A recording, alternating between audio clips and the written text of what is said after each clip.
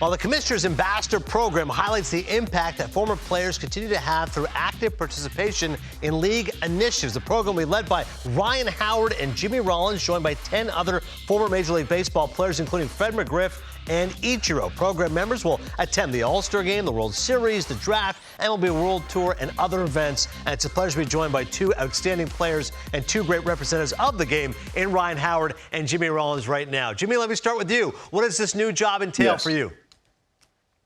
Honestly, just a lot of fun. I got to be honest. It was something that I really did a lot of research on. I reached out to CC, knowing that he was in the commissioner's office, and also Rolly Baez. And my first thought was, what are you doing? You know, because we were supposed to be on opposite sides. But understanding what the position was and how to advance the game, it was a no-brainer to get done. So I went out to a couple of owners' meetings. I met with Dan Halem and Commissioner Rob. They told me what they wanted to do. I told them I was a man for the job, and I've been doing it ever since. And it's been a lot of fun just hanging with the guys, being able to travel for free and represent the game. Yeah, Albert Pujols, Adam Jones also have roles in the program. Ryan, tell me how you got involved. Yeah, I mean, a lot like Jimmy, the same thing. You know, I'd reached out to Dan Halem and kind of had some conversations with him. I had conversations with Raul, just like Jimmy said, asking, like, what are you guys doing over there? And, you know, was always intrigued by kind of what was going on over at the commissioner's office, and spoke with Dan, and, you know, they brought this concept of this idea. And I was like, man, this is something that's right up the alley. So this is something I'm definitely interested in doing. And here we are. Jimmy, you mentioned the free travel. World Baseball Classic, you guys both went to the London Series, Seattle All-Star Weekend. What was the highlight for you, J-Roll? It would definitely have to be the London Series. I'd never been across the pond, and here was an opportunity to go and do something impactful and then spreading the game, and which is part of our job, making it fun, bringing guys back around, letting the guys or today's players know that, you know, we're still involved and we like to be involved. So getting a chance to go over there, spend some money at Harrods, watch some baseball, eat some food, have a martini at the Connaught. I mean, it doesn't get better than that.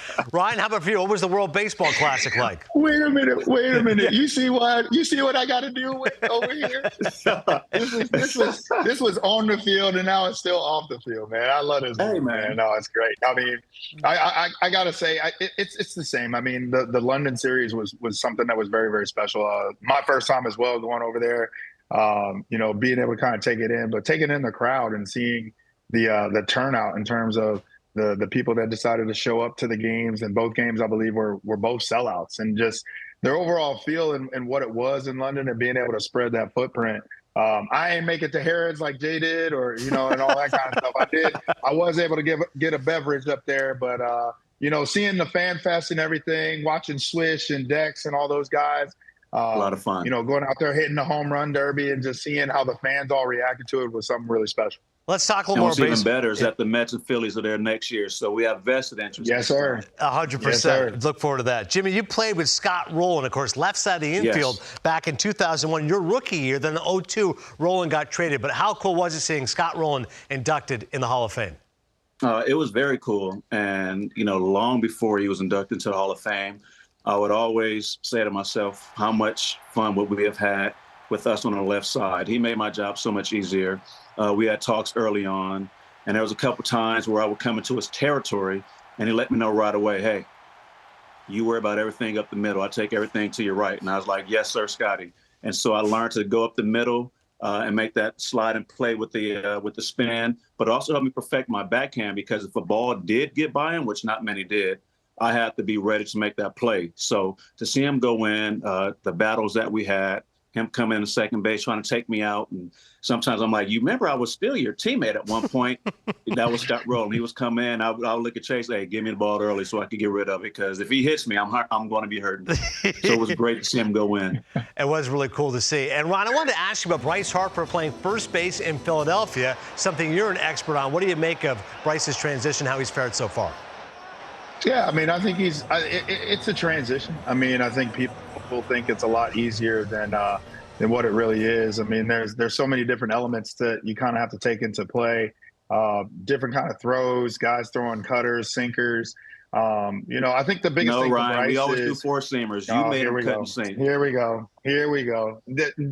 See, right there. You see what I got to do with? We're talking about one person. We're talking about a person whose ball, when he got on the side of it, it would just literally just take off and just go. And I had to use go gadget arm. Right. But this ain't about us. Those stories. This ain't about us. You still want to tell those stories. All right. See, you're right. This ain't about us. But you know what? Finish with Bryce. Teammates pick up each other. We pick each other up. That's what we're there for. You know what I mean? I know I made my bad throws. You pick me up, okay? But this ain't about us, all right? Our time is done. So back to Bryce. I can tell the commissioner's definitely in good hands with both of you guys. Last one for you. I have to take this opportunity, Ryan, to ask you, because I'm a huge fan of The Office. And, of course, B.J. Novak's character was known as Ryan Howard, and then you were in the show in a scene with John Krasinski. Tell me about that. Oh, man, that was awesome. I first heard about it. I think I was in Scranton my first year, and somebody had told me about the show. And they said, yeah, there's a guy on there named Ryan Howard. I was like, oh, that's cool. I was like, I didn't know if they named him after me or what the whole situation was. But I was like, oh, man, that's pretty cool.